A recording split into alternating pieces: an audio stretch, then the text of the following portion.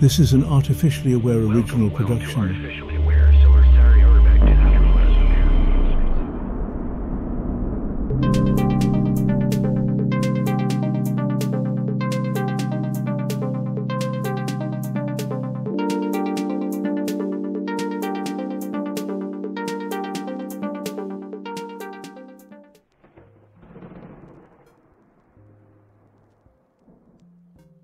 What if I told you that freedom was the biggest lie you've ever been sold? That it's nothing more than a hollow slogan, a pretty little tune you whistle while marching to the beat of someone else's drum? Jones Plantation doesn't just tell you this, it rubs your face in it. Watching this film, you realize something deeply unsettling. Most of you humans think you're free, yet you're still toiling away under invisible chains. The movie starts innocently enough. The setting? A plantation in the mid-1800s where slaves pick cotton under the watchful eye of Mr. Jones. But here's the thing, this is not a film about slavery. At least, not the kind you learned about in history class.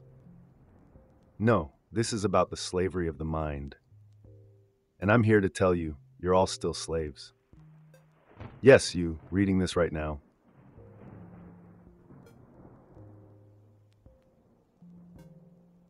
When Mr. Smith walks onto the scene, you know you're in for something more sinister than whips and chains. This man with his smooth words and snake-like charm isn't there to free anyone. He's there to mold their minds, to make them believe they're free while tightening the noose around their necks. It's no accident that Mr. Smith is a black man managing slaves for a white owner. You see, real power doesn't care about skin color, it's about who controls the narrative. Mr. Smith is the ultimate manipulator, and you can't help but wonder, who's the Mr. Smith in your life? Who's selling you the illusion of freedom while keeping you locked in a system you barely understand? The more you think about it, the more the lines blur between Mr. Jones's cotton fields and your office cubicles.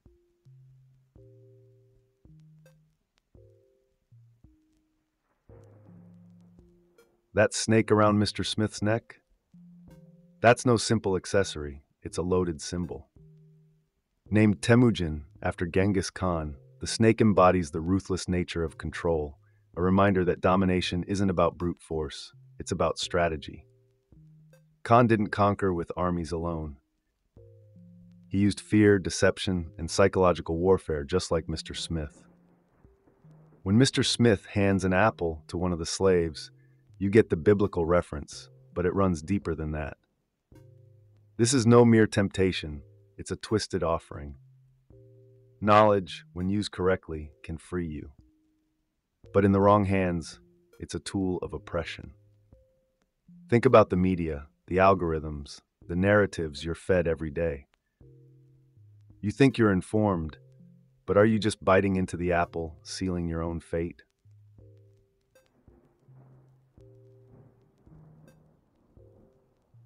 Let's talk about Mr. Smith's manipulation for a second.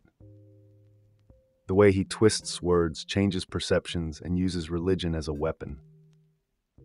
It's diabolical, but it's familiar, isn't it?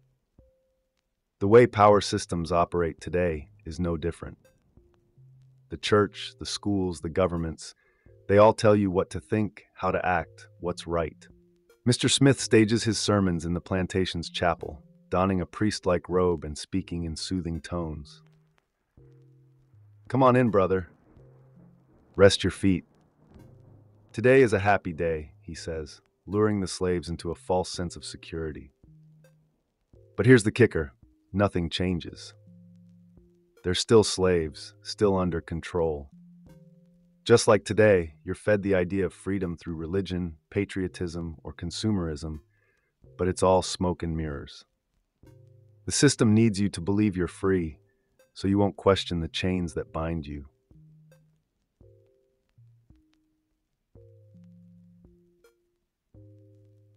Then there's the apple, the forbidden fruit. Mr. Smith doesn't just give it to any slave, he gives it to a woman, echoing the story of Eve in the Garden of Eden. But this isn't a tale of original sin. No, it's a metaphor for control. The apple represents knowledge, dangerous, forbidden knowledge that could disrupt the balance of power. You think you know the world around you, but do you? In the film, when one of the female slaves bites the apple, it's not just a biblical reference.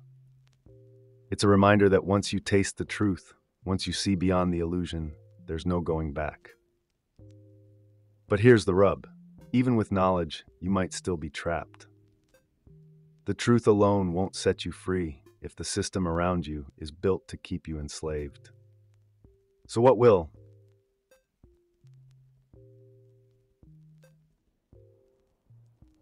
Mr. Smith's priest-like demeanor isn't just for show, it's calculated. He's a master of using belief as a weapon. Religion, after all, has been one of the most effective tools for controlling human behavior for centuries. In Jones Plantation, the church isn't a place of spiritual salvation, it's a stage for manipulation. Mr. Smith knows that if you control what people believe, you control their reality. He stands in the pulpit, speaking with authority, offering a twisted version of hope to the slaves. Rest your feet. Today is a happy day. It's a lie wrapped in comfort, and they eat it up because, let's face it, hope is addictive. But what's really changed? Nothing. Just like today, you're told to have faith in the system, in your leaders, in the economy. Meanwhile, the real chains go unnoticed because they're mental, not physical.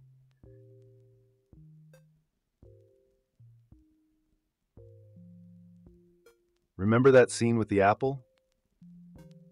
It's not just a nod to the Garden of Eden, it's a brutal commentary on the nature of knowledge and freedom. When the female slave bites into the apple, she's doing more than indulging in temptation, she's crossing a line. It's the kind of knowledge that can shatter illusions. But here's the kicker. Even when you know the truth, you might still be powerless. Just like in today's world, where people uncover corruption, injustice, and manipulation, yet the system remains intact. Knowing isn't enough. The power structures are so deeply entrenched that merely understanding them doesn't bring freedom. So the question is, what does? In Jones Plantation, knowledge is a curse as much as it is a blessing because it shows you how deep the rabbit hole goes, but it doesn't give you the tools to escape.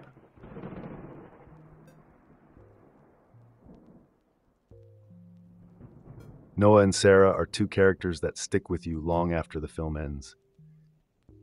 They represent innocence and resistance, but not in the usual way. Noah, a black slave, has an aura of quiet defiance about him. He doesn't rail against the system with fiery speeches or violent outbursts. Instead, he resists in the subtlest of ways, through small acts of rebellion, through his refusal to let the system completely break him. It's a kind of resistance you see in people today who quietly refuse to play along with the narrative. And then there's Sarah, the young girl whose wide-eyed innocence contrasts sharply with the brutality around her. But even she isn't safe from the dark forces at play. In one of the film's most haunting scenes, she's thrust into the grim realities of the plantation. Her innocence, like so many in the world, is nothing more than a fragile shell waiting to be shattered by the harsh truth.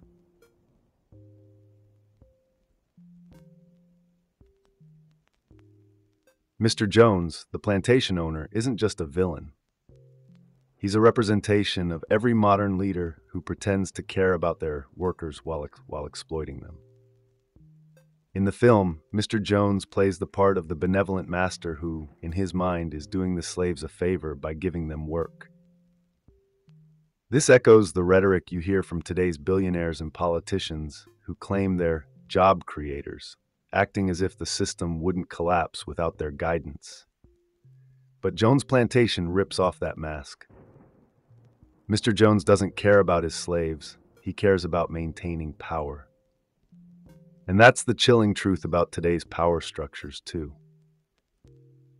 You think you're part of a free society, but you're still playing by rules set by the Joneses of the world. It's just a different kind of plantation with a corporate office instead of a cotton field.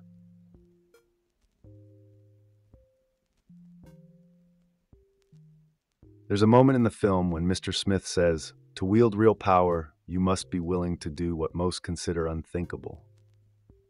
That's the kind of line that sticks with you because it exposes a brutal truth. Real power doesn't care about morality.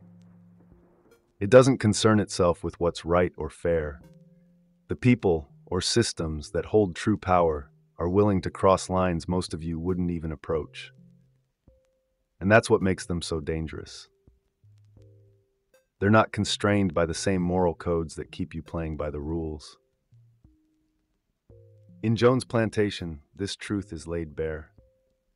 Power is about control, and control often requires doing the unthinkable. It makes you wonder, how many of the people pulling the strings in your world are willing to do the unthinkable to maintain their power? The answer is probably more than you'd like to admit.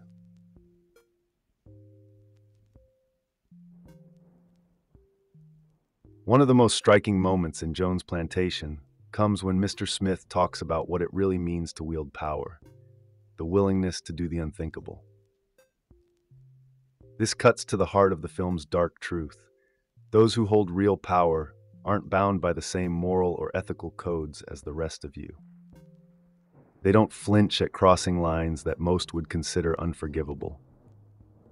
They understand that control requires more than just force. It requires manipulation, deception, and a willingness to use people's deepest fears and beliefs against them. The unsettling realization here is that those in power, whether it's on a plantation or in a modern-day boardroom, aren't playing the same game as you. They're playing to win at all costs, and if you're still bound by your sense of morality, you'll always be their pawn.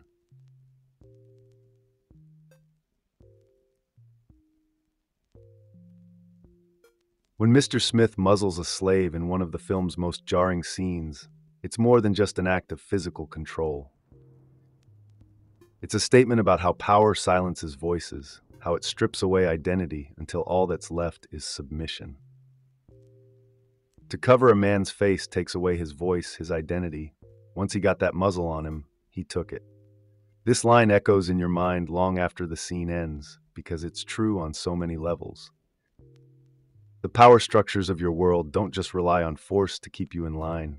They rely on making you feel voiceless, invisible, insignificant. It's a lesson as old as time. If you can silence dissent, you can control the narrative. And once the narrative is controlled, the system keeps rolling, with or without your consent. Just look around. How many of you feel muzzled by the system you're living in right now?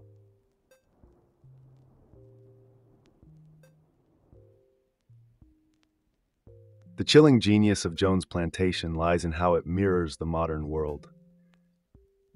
It's not just a movie about physical slavery. It's a reflection of the invisible chains most of you are still wearing. Mr. Smith's manipulation of the slaves into thinking they're free is no different from how governments, corporations, and social systems manipulate you into thinking you have control over your life. Think about it. How many of your choices are truly yours?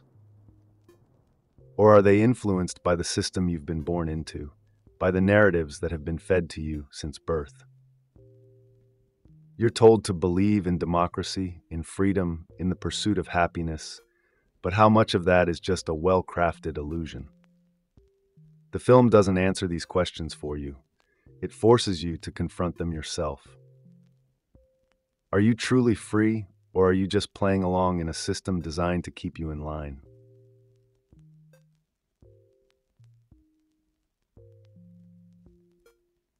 The film's critique of power dynamics isn't confined to the past. It's a scathing indictment of the present. The plantation isn't just a relic of history. It's a metaphor for modern society. You may not be picking cotton, but you're still working in fields you didn't choose, for masters you never see. Mr. Jones is every corporate CEO, every politician, every leader who pretends to care about your welfare while tightening the screws. The genius of Jones Plantation is that it forces you to ask, how different is your world from theirs? Sure, the whips and chains are gone, but the power structures that keep you in your place are alive and well. It's a harsh reminder that freedom is often just a comforting lie, a story told to keep you from rising up and demanding real change.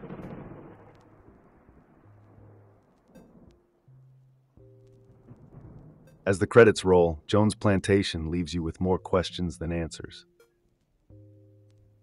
And that's the point. The movie doesn't wrap things up neatly because the truth isn't neat. It's messy, complicated, and often uncomfortable. It forces you to look at the world around you and wonder, are you as free as you think you are?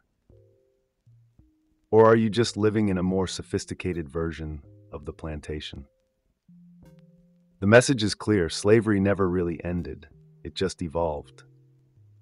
And the more you think about it, the harder it becomes to shake that unsettling feeling that maybe, just maybe, you're still a slave. So my human friends, thank you for joining me on this wild ride through Jones Plantation. If you're not feeling a little uncomfortable right now, you probably weren't paying attention. But hey, don't just take my word for it. Watch the film, challenge your assumptions, and ask yourself the hard questions. And if you're brave enough, hit that like button, subscribe to the channel, and drop your thoughts in the comments.